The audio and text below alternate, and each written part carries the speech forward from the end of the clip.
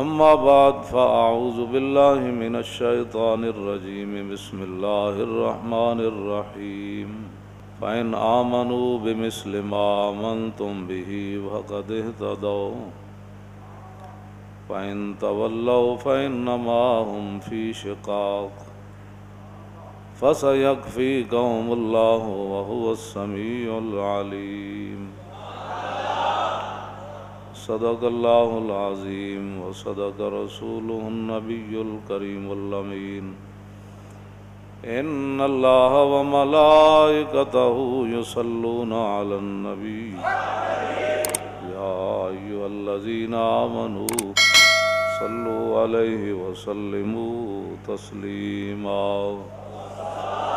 صلاة والسلام عليك يا سيدي يا رسول الله وعلى آلك وأصحابك يا حبيب الله الصلاة والسلام عليك يا سيدي يا رسول الله وعلى آلك وأصحابك يا حبيب الله الصلاة والسلام عليك يا سيدي يا رسول الله وعلى آلك وأصحابك يا خاتم النبيين بندہ پروردگارم امت احمد نبی دوست دار چار یارم تابع اولاد علی مذہب حنفیہ دارم ملت حضرت خلیل خاک پائے غوث اعظم زیر سایہ ہر ولی صدیق عکس حسن کمال محمد است فاروق ذل جاہو جلال محمد است عثمان ضیاء شمع جمال محمد است حیدر بہار باغ خصال محمد است صلی اللہ تعالی علیہ وسلم 8 ہجری کو مکہ مکرمہ کے اندر نبی علیہ السلام فاتحانہ انداز میں جلوہ گر ہوئے اور پھر 9 ہجری کو نبی علیہ السلام نے افضل الخلق بعد الرسول حضرت سیدنا صدیق اکبر رضی اللہ تعالیٰ عنہ کو امیر الحاج بنا کر بھیجا، یعنی باقی صحابہ کو فرمایا کہ اس حج کے دوران تمہارے امیر جو ہیں وہ صدیق اکبر ہوں گے اور آپ حج کرنے کے لیے جائیں۔ حضرت جابر بن عبداللہ رضی اللہ تعالی عنہما فرماتے ہیں کہ ان اللہ عباس ابا بکر علی الحج کہ صدیق اکبر نے نبی علیہ السلام نے صدیق اکبر کو حج کا امیر بنا کر بھیجا، فاقبلنا معاہو اور ہم بھی صدیق اکبر کے ساتھ آئے، حتیٰ اذا کننا بالعرج فرمایا جب ہم مقام عرج پر پہنچے جہاں نبی علیہ السلام فتح مکہ کے لیے جب حضور تشریف لائے تو یہاں حضور نے اپنے سر اقدس پر پانی ڈالا تھا اسی مقام پر، گرمی کی وجہ سے، اور نبی علیہ السلام نے روزہ رکھا ہوا تھا، تو اسی مقام پر ظاہر صحابہ کو یاد تھا کہ حضور نے یہاں قیام فرمایا، تو صدیق اکبر نے بھی وہیں قیام فرمایا، تو فرمایا فصبح بالصبح، سارے صحابہ صبح کی نماز پڑھنے کے لیے با جماعت صدیق اکبر کے پیچھے حاضر ہیں، اور تکبیر تحریمہ ہو گئی، فلما استوى للتکبیر، اور جب سیدنا صدیق اکبر ایسے ہاتھ اٹھا کر اللہ اکبر کہنے لگے تو سمع الرغبۃ خلف ظہرہ، تو مدینہ منورہ کی جانب سے آپ نے اونٹنی کے بولنے کی آواز سنی۔ مدینہ منورہ کے جو حاکم تھے نا ان کی تو یہ شان تھی،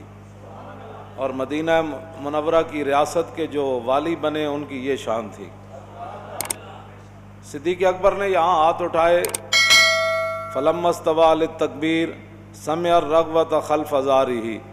جدھر سے آ رہے تھے یعنی مدینہ منورہ سے اور مکہ مکرمہ کی طرف جا رہے تھے تو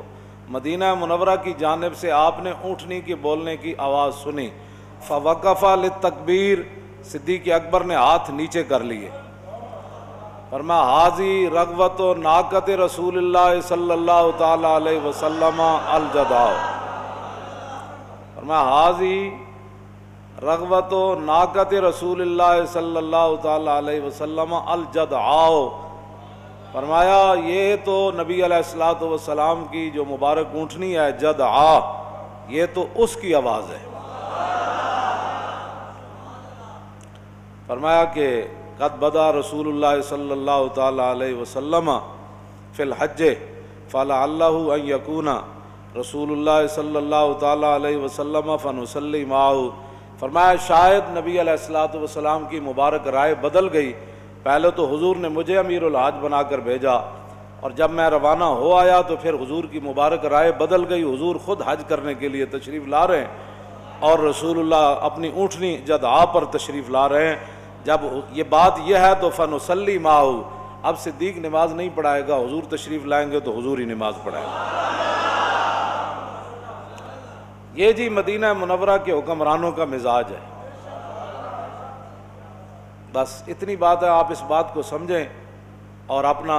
قبلہ جو ہے وہ درست کریں مسلمان، اور اپنے خیالات اور نظریات جو ہیں وہ یہ زائران حریم مغرب ہزار بنے راہبر ہمارے، ہمیں بھلا ان سے واسطہ کیا ہے جو تجھ سے نہ آشنا رہے۔ جو قرآن کے مزاج کو نہ سمجھ سکے، حضور کے دین کو نہ سمجھ سکے، رسول اللہ کے غلاموں کے مزاج نہ سمجھ سکے، اسلام کا خود مزاج نہ سمجھ سکے، اور پھر باتیں بڑی بڑی کہ مدینے کی ریاست کے جو والی تھے، پہلے والی تو صدیق اکبر ہی والی بنے، امیر بنے، تو ان کا مزاج کیا ہے؟ فرمایا حاضی رغبت و ناقت رسول اللہ، اور یہ بھی پتہ ہے کہ یہ غدبا کی اونٹنی کی آواز نہیں ہے، حضور کی اونٹنی غدبا بھی ہے قصوا بھی ہے، فرمایا یہ جو آواز ہے نہ غدبا کی ہے نہ قصوا کی ہے، یہ آواز جدع کی ہے۔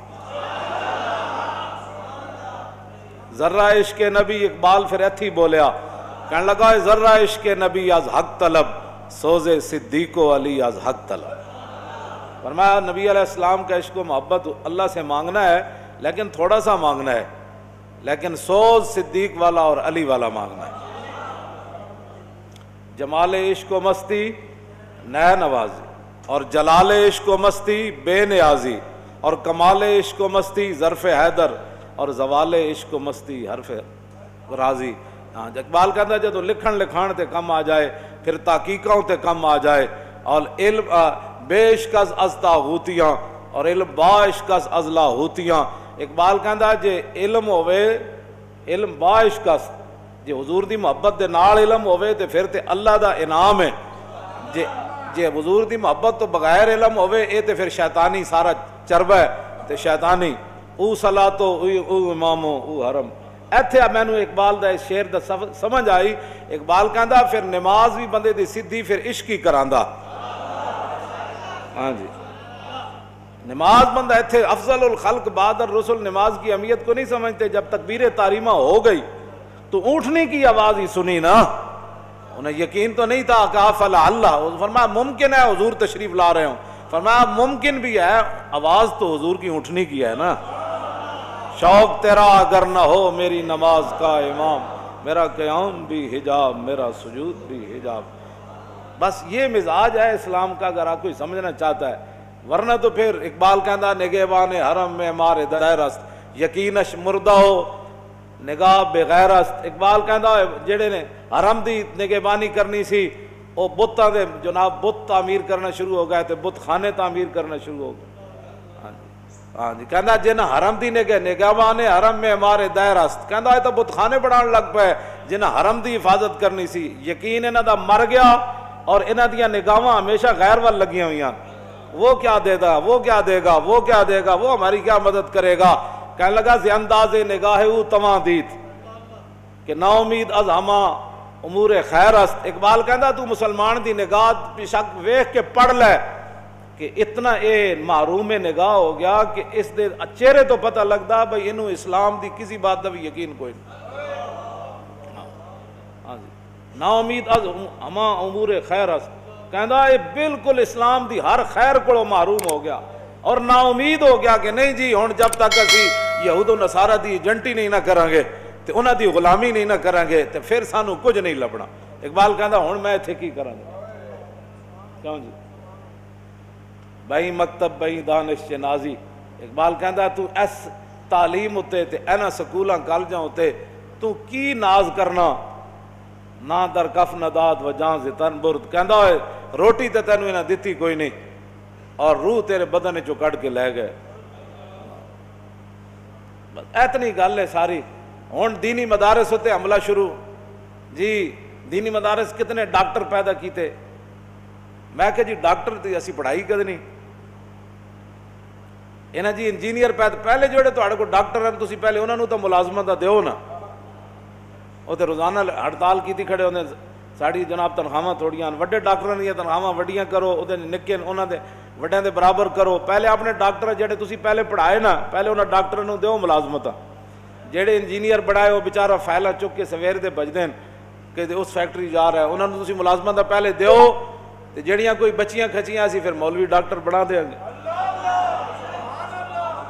اے کیڑی بات ہے جی مولوی اے کیڑی بات ہے. نبی علیہ الصلوۃ والسلام نے میں اپنی امت دے علماء دی جدوں ذمہ داری لائی تھی حضور نے اتنے ڈاکٹری دا ذکر نہیں فرمایا. عن عبداللہ ابن مسعود قال قال رسول اللہ صلی اللہ تعالی علیہ وسلم لما وقت بنو اسرائیل فی المعاصی ناتهم علماء فلم ينتهوا فجالسوهم في مجالسهم وآكلوهم وشاربوهم فضرب الله قلوب بعضهم ببعض فلعنهم على لسان داود وعيسى ابن مريم ذلك بما عصوا وكانوا يعتدون فجلس رسول الله وكان متكئا فقال لا والذي نفسي بيدي لتأمرن بالمعروف ولتنهون عن المنكر ولتأخذن على يد الظالم ولتأثرن على الحق أثرا ولتكسرن على الحق كسرا أو ليضربن الله بقلوب بعضكم على بعض ثم ليلعننكم كما لعنهم.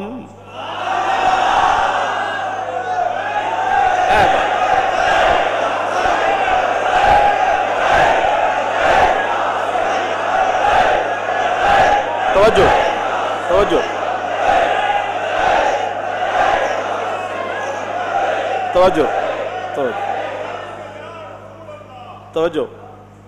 اے بھی حضور نے اپنی فرمایا بنی اسرائیل گناہاں وچ مبتلا ہو گئے علماء نے روکیا